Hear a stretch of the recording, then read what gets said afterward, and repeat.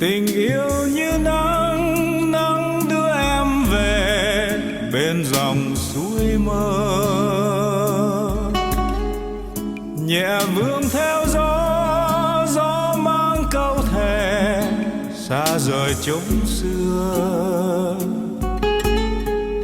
Tình như lá úa rơi buồn trong nỗi nhớ,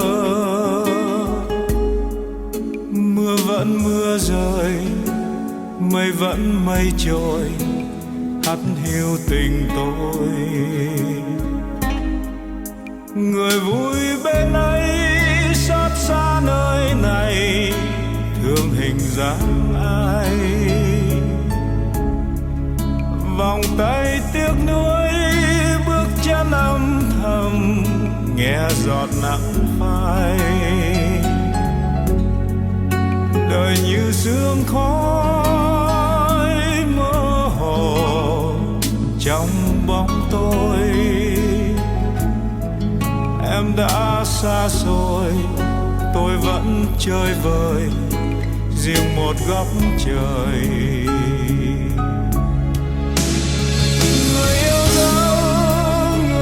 dấu hỡi, khi mùa xuân vội qua chốn nơi đây.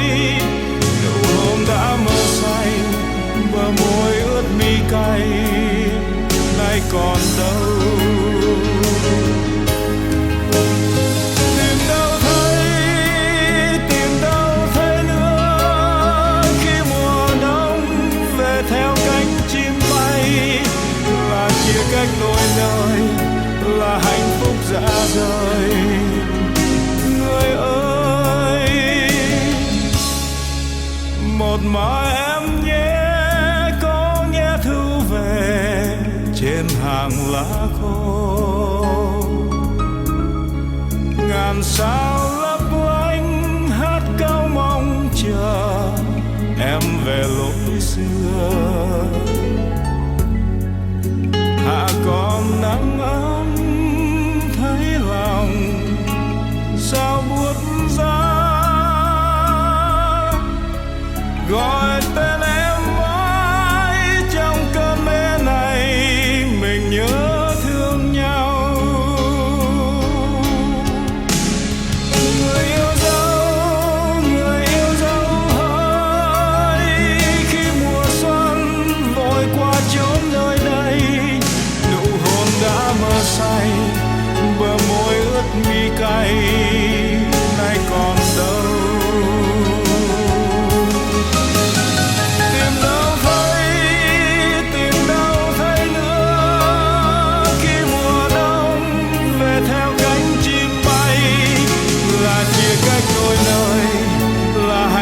Dạ rời. Người ơi, một mai em nhé, có nghe thư về trên hàng lá khô. Ngàn sao lấp lánh hát câu mong chờ em về lối xưa.